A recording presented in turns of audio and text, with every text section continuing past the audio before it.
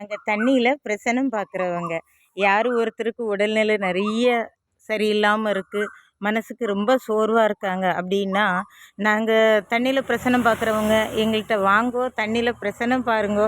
உங்க வாழ்வில் என்ன இருக்கு, என்ன பின்தங்கி இருக்குது, உடல்ல என்ன சோர்வு இருக்கு, என்ன பிரச்சனைகள் நீங்கள் எதிர்கொள்ளுறீங்க, இது அத்தனையும் நேருக்கு நேராக பார்த்து தெரிஞ்சுக்கிடுங்கோ. அதன் பிறகு மருந்து சாப்பிடுங்கோ, அல்லது அதுக்கு என்ன தீர்வுன்னு, என்ன பரிகாரம், அதுக்கு என்ன செய்யலாம் அப்படிங்கிற தீர்மானத்துக்கு வாங்கோ. அதுவே வாழ்வில் நல்ல முன்னேற்றத்தை தரும். நாங்கள் தண்ணியில் பிரசனம் பார்க்குறவங்க.